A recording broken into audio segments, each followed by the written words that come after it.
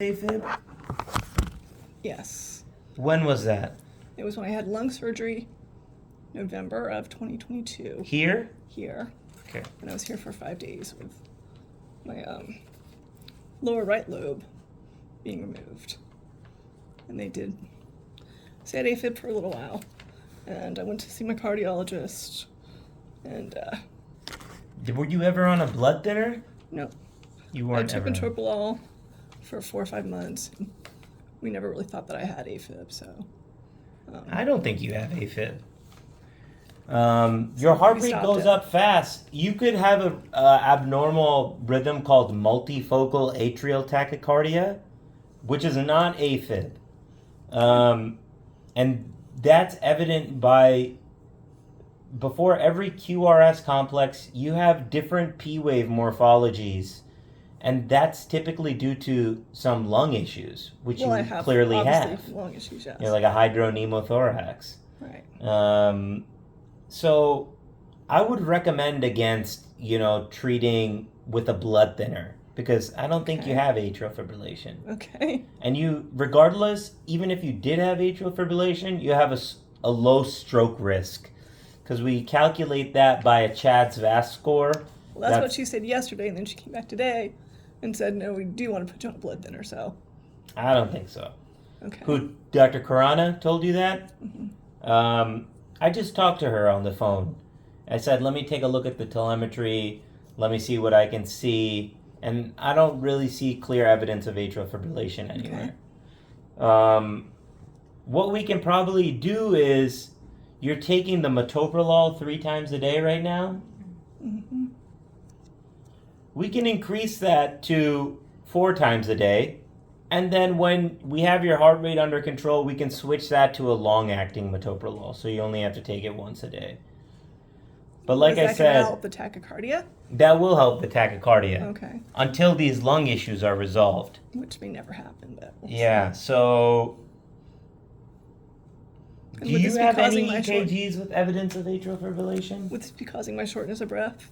You have shortness of breath? That's why I'm here. Yeah, that's probably because of this hydropneumothorax you have.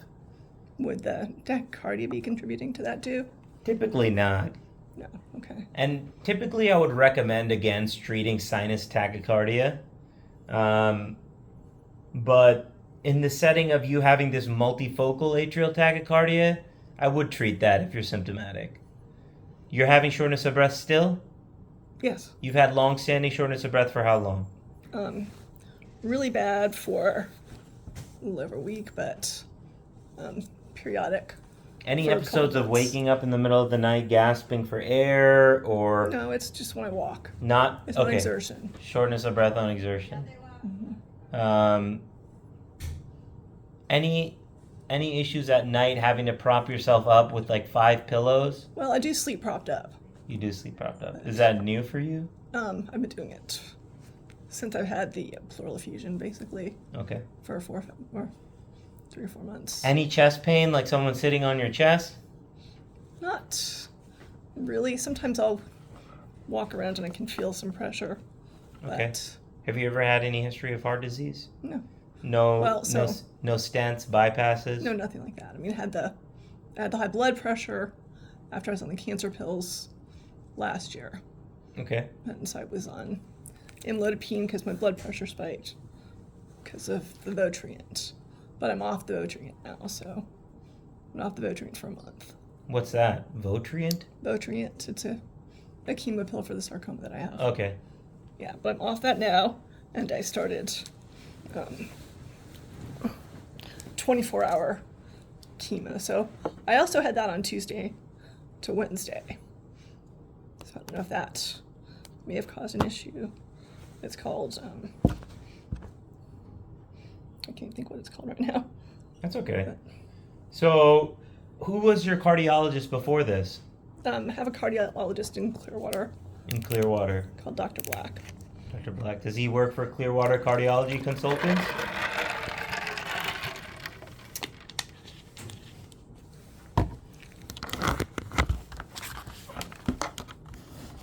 That's okay. Don't worry about it. He's at Baycare. He's at Baycare. Okay.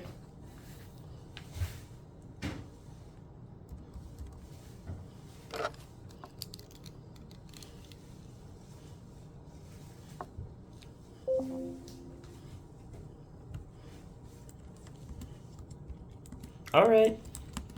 So that's probably what I'm gonna do and recommend right now. We'll go to the. She's getting metoprolol 25. Yes. She, TID. 25 TID. Yeah. Okay. And then She just had a dose at about 2:00. okay. So we'll increase that to 4 times a day. Like I Okay. said, I don't see any evidence of atrial fibrillation. Okay. Multifocal atrial tachycardia is what I'm seeing. You can look that up if you're interested. Okay. And holding off on any blood thinners for now. Okay. Okay? Your echocardiogram that you just had, the one where you just put jelly on your chest, Yeah. the heart pumping function, everything looks fine Okay. and great. So let me feel your pulse real quick.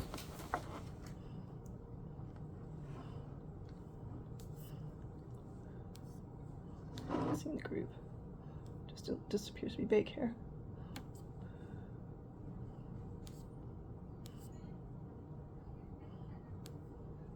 Okay. All right.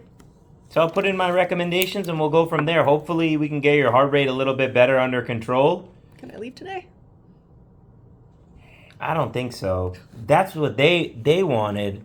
They wanted you to get evaluated by us. Right. So I've been evaluated. Do I need to still be here? Have you had tachycardia before you got here? I don't know. Was your heart rate elevated? I don't have any idea. I'm gonna use the finger stick thing because I was doing the pulse ox. It would sometimes go into the 130s. I think we should monitor you for and- one more night. Monitor you for one more night, see what the monitor shows, and